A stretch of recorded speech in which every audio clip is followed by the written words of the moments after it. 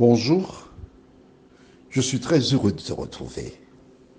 Parmi les différents récits de la Bible, celui-ci, je l'aime énormément. Je t'informe, comme je l'ai déjà dit hier, que la fin sera, ce sera spécial. D'accord? Bien.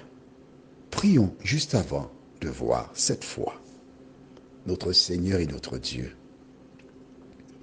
Merci pour la parole. Merci pour la vérité. Merci de continuer de nous éclairer et de nous diriger de telle sorte que nous soyons en mesure de comprendre les situations que nous traversons. Que ta paix et ta grâce nous accompagnent. Au nom de Jésus, pour ta gloire éternelle. Amen. Je parle encore aux parents qui aiment beaucoup leur enfant et qui s'inquiètent. Pendant que les parents s'inquiétaient, la petite fille délivre un message. Et suite à cela, Naaman vit le roi qui lui donnait une lettre. La petite fille avait dit, s'il était près du prophète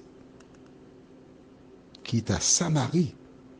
Mais le roi, lui, donne une lettre à Naaman pour qu'il aille voir le roi d'Israël. Et il lui dit, hé mon ami, je t'envoie Naaman, guéris-le pour moi. Le roi d'Israël qui commence par déchirer ses vêtements. Mais c'est quoi ça? Non, le roi de Syrie, il est en train de se moquer de moi. Il veut faire la guerre avec moi. C'est pourquoi il envoie ça. Mais qu'est-ce que je peux faire? Je n'ai jamais guéri de lépreux, moi. Mais pourquoi il m'embête comme ça? Et cette situation parvint à un homme. Il s'appelle Élisée. Un homme de Dieu. Lorsqu'il apprend cela, que fait-il? Lisons à partir du verset 8. Lorsqu'Élisée, homme de Dieu, apprit que le roi d'Israël avait déchiré ses vêtements, il envoya dire au roi, « Pourquoi tu déchires tes vêtements? Laisse-le venir à moi, et il saura qu'il y a un prophète en Israël. » Naaman vint avec ses chevaux et son char, et il s'arrêta à la porte de la maison d'Élisée. Élisée lui fit dire par un messager, « Va et lave-toi 7 fois dans le Jourdain. Ta chair redeviendra saine et tu seras pur. » Naaman fut irrité et il s'en alla en disant, « Voici, je me disais, il sortira vers moi, il se présentera lui-même, il invoquera le nom de l'Éternel son Dieu, il agitera sa main sur la place et guérira le lépreux. Les fleuves de Damas, l'Abana, et le Parpar ne valent-ils pas mieux que toutes les eaux d'Israël? Ne pourrais-je pas m'y laver et devenir pur? » Et ils s'en retournaient et partaient avec fureur. Mais ses serviteurs s'approchèrent pour lui parler et ils dirent, « Mon père, si le prophète t'eût demandé quelque chose de difficile, ne l'aurais-tu pas fait? Combien plus dois-tu faire ce qu'il t'a dit? Lave-toi et tu seras pur. » On s'arrête ici. D'accord? Garde la page, ne lis pas la suite. Tu te connais? Attends-moi. Bon. Voilà donc Naaman qui se dirige vers la demeure d'Élisée. Élisée ne prend même pas la peine de sortir pour lui parler. Il fait dire par un serviteur, écoute, va te plonger 7 fois dans le Jourdain et tu seras guéri. L'homme est devenu en lui ressentit enragé, furieux, en colère, irrité. Mais qu'est-ce qu'il raconte là? Je pensais qu'il aurait fait ça. Vois-tu, beaucoup de personnes veulent aller à Jésus avec leurs clichés, avec leurs convictions, et ils attendent que Jésus fasse exactement ce qu'ils ont dans leur tête. Ils ont oublié que Dieu déclare, « Mes pensées ne sont pas vos pensées, et mes voix ne sont pas vos voix. » Je me mets en colère. Ton nom. L'homme ne m'a pas respecté. Il aurait pu sortir. Il ne sait pas qui je suis. Je suis Naaman. Ça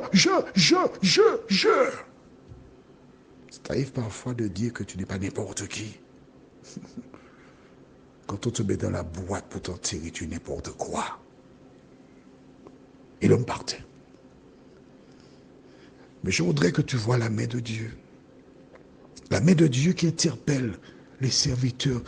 Et la Bible déclare, et j'aime beaucoup, parce que l'homme compare l'eau du Jourdain. Alors, que je te dise, le Jourdain, c'était une rivière à la Martinique. Il y a une rivière à Fort-de-France qui s'appelle le Levassor.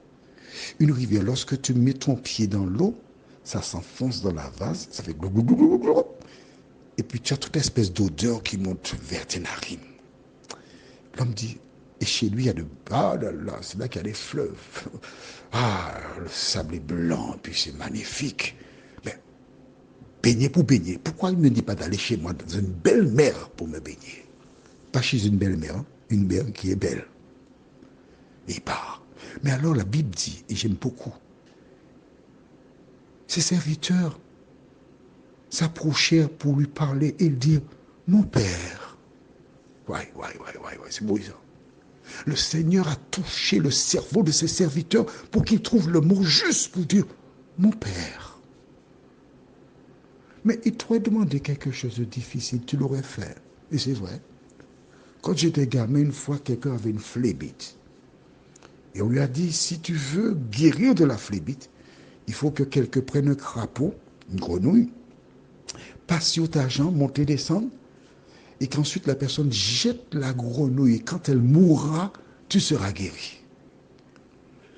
À l'époque, lorsqu'on achetait un soda, on appelait ça super, ça coûtait 50 centimes. Mais 3 fois rien, quoi.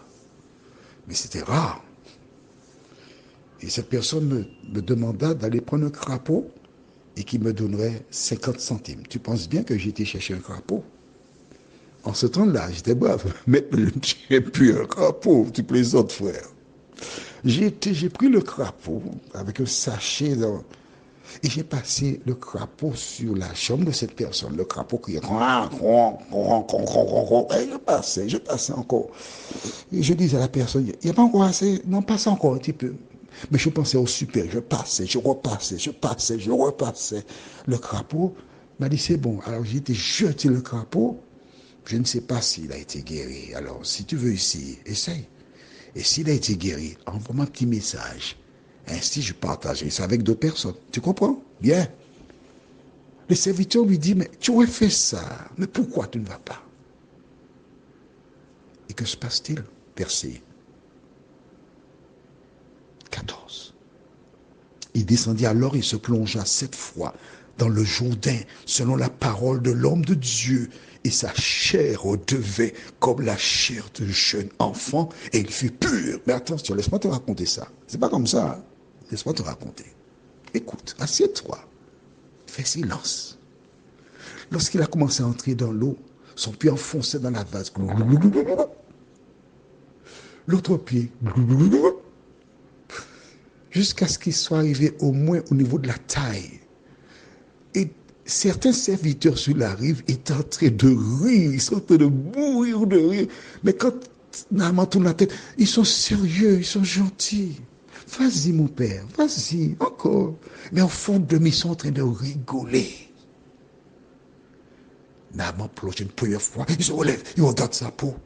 Il n'y a rien. 2, 3, 4, 5, 6. Il dit, ah non, il s'est moqué de moi. Je vais sortir, je vais finir avec ça. Mais il t'a dit 7, il reste une dernière fois, et c'est la dernière fois, et puis tu verras. Il plongea une 7e fois, lorsqu'il se releva, il s'est regardé, la lèpre avait disparu. Naaman a oublié que c'était le Jourdain. Naaman a commencé à nager. Brasse, papillon, crolle. Il fait la planche, il est en train de chanter, il est guéri. Il a oublié, et les serviteurs regardent, stupéfaits. Il retourne, il se sèche, il s'habille. Nous rentrons à la maison, mais chaque jour, la femme de Naaman regardait à l'extérieur. Est-ce que vous voyez quelque chose? Rien, maîtresse. Rien, maîtresse. Et ce fameux jour, allez regarder s'il n'y a rien. Maîtresse, on aurait dit qu'il y a une troupe qui approche. Oui, c'est notre maître qui arrive. Alors cette femme a pris un cheval, elle a sauté dessus et elle a couru pour aller rencontrer son époux, les larmes aux yeux. Et tandis qu'elle approchait, alors cette partie-là, je te dis, c'est moi qui te la raconte, d'accord? Mais c'est peut-être ça qui s'est passé aussi, vraiment, hein? D'accord? Écoute, il y a de la suite dans l'été. Je te dis que je suis un scénariste, alors écoute le scénario. Et tandis qu'elle approche de son époux, elle voit le visage changer, elle sort du cheval, elle tombe dans ses bras, ils épousent un long baiser langoureux, tandis que les serviteurs, les servantes sont en train de sourire. Mon amour, tu es guéri. Oui, l'Éternel, le Dieu des Hébreux, m'a guéri. Et la petite fille, on va l'appeler Julie, la petite Hébreu. Julie regarde. Elle est contente parce que son Dieu a guéri Naaman. Alors Naaman dit à sa femme, nous allons voir les parents de Julie. Julie, viens avec nous. Et les parents de Julie, qui aperçoivent au loin des soldats qui arrivent, bloquent la maison, ferment la maison et demandent à leurs enfants, allez vous cacher, les Syriens reviennent. Les Syriens sont là.